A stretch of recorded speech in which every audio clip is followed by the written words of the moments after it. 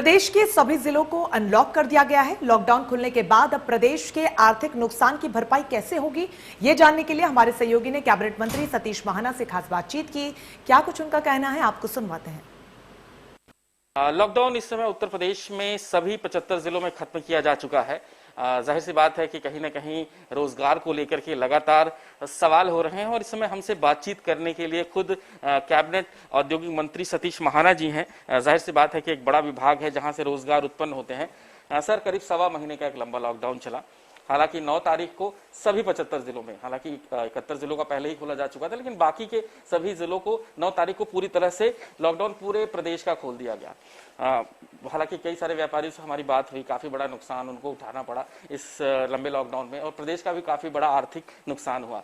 ऐसे में सबसे बड़ा सवाल सर अब फिर एक बार रोजगार को लेकर के है, किस तरह से देखते हैं सर, और आपके विभाग के जरिए से कैसे जनता को राहत मिलेगी सर? देखिए, मैं यहाँ स्पष्ट कर देना चाहता हूँ कि जो अनऑर्गेनाइज सेक्टर में वहाँ सबसे बड़ा रोजगार होता है, कृषि क्षेत्र में सबसे बड़ा, इंडस्ट्रियल क्षेत्र के अंतर्गत 15 से 16% के बीच में रोजगार होता है। और मैं इस बात को बड़े विश्वास के साथ कह सकता हूँ कि इस बार जिस समय कोरोना कर्फ्यू लगा, उसमें मुख्यमंत्री जी का पहले दिन ही इस प्रकार का आदेश था कि इंडस्ट्रीज को किसी भी प्रकार से उनके काम को बाधित नहीं होने दिया जाएगा और उसमें जिस प्रकार के सहयोग की आवश्यकता होगी वो भी करेंगे। जिस दिन पहला कोरोना कर्फ्यू लगा उस दिन मैंने और हमारे विभाग के वरिष्ठ अधिकारियों के साथ, इंडस्ट्रीज के साथ मीटिंग करी। उनको हम लोगों ने बताया कि हम ये करने जा रहे हैं, आपको कोई कठिनाई नहीं होगी, आपके प्रोडक्शन में कोई कठिनाई नहीं होगी। फिर हमने एक हफ्ते बाद उसका रिव्यू बैक लिया और फिर हमने 15 दिन बाद लिया। लगभग हमने 3 बार उनके साथ मीटिंग करी। उत्तर प्रदेश में कोई भी इंडस्ट्री एक दिन के लिए भी बंद नहीं हुई। हाँ, जहां तक इंडस्ट्रीज के सवाल है, क्योंकि मार्केट्स बंद थी और वो चेन तब पूरी होती है जिस समय मैन्युफैक्चरिंग से लेकर उपभोक्ता तक वो वस्तु जाती है, तब उसका चेन पूरी होती है।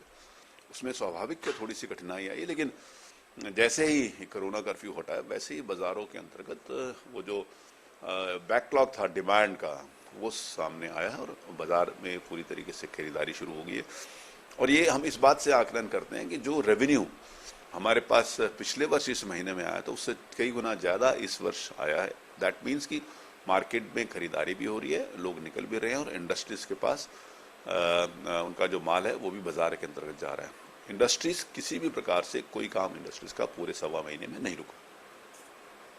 तो सर, इस बीच किसी क्लस्टर को भी शुरू करने की बात कही जा रही थी और शायद इस पर पूरी तरह से मुख्यमंत्री के साथ भी कोई शायद आपकी बैठक हुई है जो इसको पूरी तरह से फाइनल करने वाले हैं। जी का निर्देश है कि जो इंडस्ट्रियलाइजेशन के नाते से जो कुछ भी हमें करना है प्राथमिकता पर करें। कानपुर की जो टैनरीज हैं वो गंगा जी के किनारे हैं और उसमें गंगा में प्रदूषित पानी जाता है।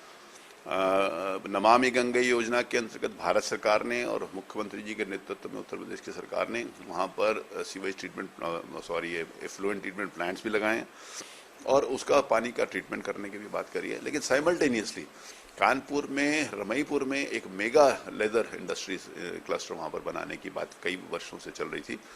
उसको एक्सपेडाइट करा के कल मैंने MSME के वरिष्ठ अधिकारियों को, श्री नवनीत सहगल को, हमारे वरिष्ठ अधिकारी श्री अरविंद कुमार जी और मयूर महेश्वरी जी जो UPSIDA के हमारे CEO हैं, और विभिन्न विभागों के लोगों को जो उससे संबंधित थे, और SPV की जो हम अरशद रिजवान, उनके साथ बैठकर जो पेंडिंग इश्यूज थे उनको सबको रिजॉल्व कर दिया। कल एक टाइमलाइन तय कर दी कि 12 तारीख तक उनका एग्रीमेंट हो जाएगा UPSIDA के साथ और अगले 3 महीने में, क्योंकि भारत सरकार के द्वारा ये लेदर इंडस्ट्रियल पार्क में भी सब्सिडी की बात करी है, स्टेट गवर्नमेंट भी लगभग 50 करोड़ रुपए की सब्सिडी उसको डेवलपमेंट के लिए वहाँ पर देगी और 125 करोड़ रुपए की सब्सिडी गवर्नमेंट ऑफ इंडिया ने वहाँ पर उसको लेदर क्लस्टर को डेवलपमेंट कराने के लिए कहा है।